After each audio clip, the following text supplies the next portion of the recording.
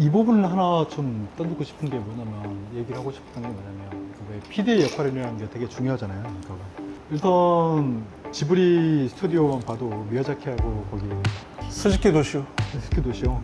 그러니까 보면 천상 미야자키는 그냥 그림을 그리는 사람이고, 이 전체적으로 흐름을 이끌어가서 어떤 선택이 옳은가에 대해서 판단을 빨리빨리 하는 사람이 있어야 되고, 책임자가 약간 다른 느낌이 좀 들더라고요. 그 후배들이 던진 질문 중에 모든 걸 다 그냥 작화, 연출이나 작감 쪽만 얘기하더라고요. 근데 애니메이션이라는 건 사실은 작화 쪽만 있는 건 아니잖아요. 촬영, PD, 그리고 배경, 칼라, 이게 모든 게 이렇게 왜 파트가 만들어져야지 이게 되는 건데, 필요하죠. 내가 그때 왜 그 연출 보면서, 내가 첫 총연출 보면서 느낀 건데, 촬영 감독님이 이렇게 고마운 존재냐는 걸 내가 처음 알았거든. 나는 작가 출신이다 보니 작화에서 못한 부분을 촬영에서 이 정도까지 커버를 할 수 있구나, 이것 때문에 고마웠고. 그러니까 이 파트가 다 중요한데, 모든 사람들은 자꾸 이렇게 작화 쪽만 그 염두를 해 두는 것 같은데, 나는 촬영 쪽에도 지원하는 사람이 있었으면 좋겠고, 칼라 쪽에도 지원하는 사람이 있었으면 좋겠고, 색설계부터 해서 배경 쪽에도 지원하는 사람이 좀 있었으면 좋겠어요.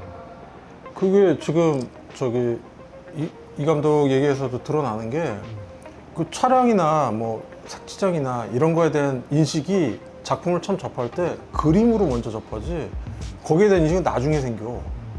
총연출을 할 때까지 몰랐다고 하잖아, 본인도. 현장에 있었음에도 불구하고.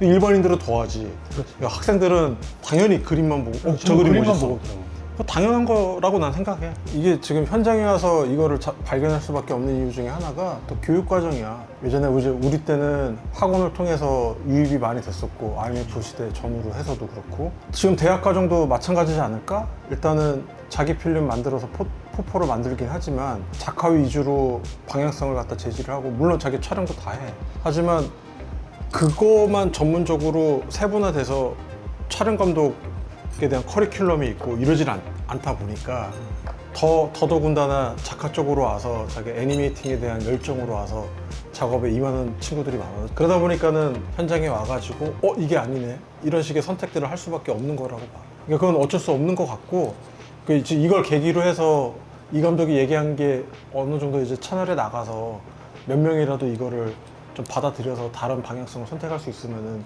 그거는 괜찮은 이제 영향력을 끼치는 거겠지. 지금은 정보량이 되게 많잖아요.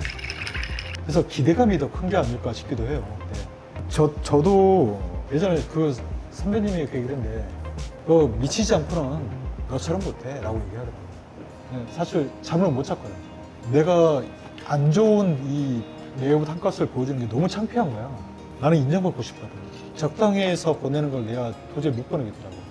그래서 남들보다 잘한다는 소리를 듣고 싶다면 잠을 줄이는 수밖에 없더라고. 근데 만약에 지금 이제 왜 애니메이션이 왜 들어온 신인들도 그렇고, 지금은 애니메이션 학과도 많이 생겼고, 지금 애니고도 생기고, 원주에 있는 애니고 있고, 춘천에도 거기 이제 강의 요청도 들어오고 했었어. 들어보면 완전히 다르더라고. 우리 때하고 다르게. 그냥 애초에 애니메이션 하고 싶어서 모인 사람들이 너무 많은 거야. 그 와중에도 버틸 사람만 나는 분명히 있다고 보거든. 그럼에도 불구하고 미친 사람들은 나는 발생할 수 있다고 보거든. 그 사람들은 좀 참담하지 않을까? 버텨주지 않을까? 이 욕심 가지고 이제 이런 얘기를 하는 거거든. 그러니까 사실 시스템이라는 거는 최대 범위에서 많이 받쳐줄 수 있는 어떤 안전그물 같은 게 있어야 되는데, 그게 아니라 지금 몇 명 못 버티는 거야. 그렇지. 그러니까 그런 시스템적인 문제도 있고, 그리고 아까 정보량이 많아서 그렇다라는 것도 나 동의를 하는데, 나는 좀 다른 차원으로 보는 게, 그 정보량이라는 게 뭐 작품에 대한, 뭐 업계에 대한 이런 정보량이라기보다는 선택의 폭이 많아져서 그래. 그 선택의 폭이 지금은 애니만 있는 게 아니야.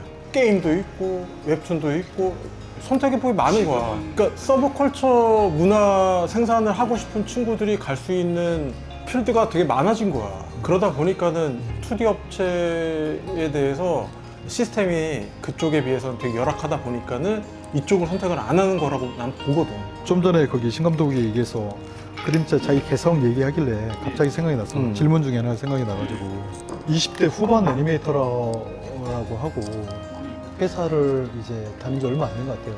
애니가 나와서. 근데 그림자 개성이 강한 게 고민이라는 거 생각하고. 자기 그림체가 개성이 강하죠. 그렇죠. 네.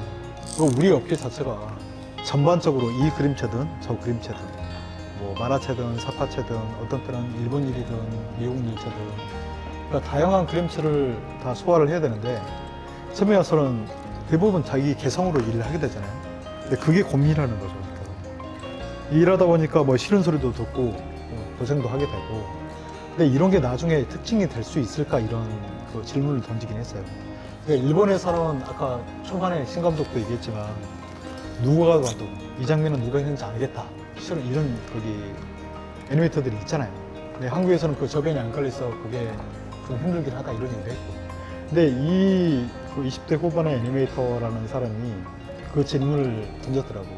역시 고집을 꺾고 다른 그림체도 수용하면서 연습을 하는 게 나을까요? 아니면 내 개성을 그대로 가지고 가는 게 나을까요? 이런 질문을 던진 게 있어요.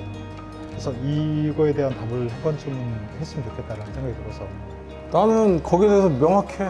좀 서론을 깔자면은 일본 같은 경우는 이제 크게 봐서 두 가지 작화계가 있어요. 그 카나타계가 있고 우리 알다시피 뭐 대각선으로 막 다이나믹하게 리미티드 애니메이션에서 최적화된 어떤 다이나믹을 보여주는 그런 애니메이팅이 있고 그 리얼계로 되는 그 아키라 이후에 뭐 그런 리얼계의 어떤 계보들이 있는데 뭐 나카무라 요타카나 뭐 요시나리 요우나 뭐 이런 분들은 그 중간에서 어떻게 잘 섞여가지고 굉장히 자기 퍼포먼스를 발휘하시는 분들이 많아서 자기 특징을 살릴 수가 있는 거야. 아까 또 얘기했지만은 그 특징적인 애니메이팅이 가능한 환경이야.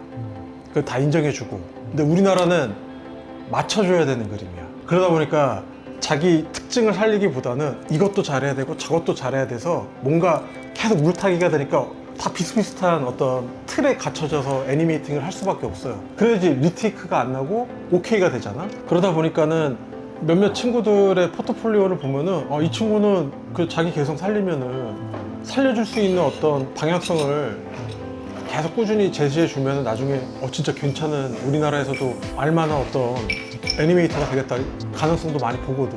근데 실제적으로 현장에서 일하는 일이라든지 이런 거 보면은 그걸 살려줄 수 있는 차기가 아니야. 왜냐면 우리 계속 간섭을 받잖아. 클라이언트가 따로 있으니까 중국에 있고 뭐 미국에 있고 일본에 있다 보니까 계속 뭔가 간섭이 들어와. 그래서 한계는 분명히 있다라고 봐요. 하지만 나는 지금 와서는 우리나라가 한 발자국 더 진보하고 싶으면은 이런 친구들에 대해서 허용을 해야 된다라고 보는 편이고 내 개인적으로는 이 친구들에 대한 그 자기 화풍이라든지 작가풍 이런 거에 대해서 최대한 보존해 줄 수 있는 어떤 환경을 그 배려해 주고 싶고 이 친구는 그걸 버리지 않았으면 좋겠어. 이런 고민을 한다면.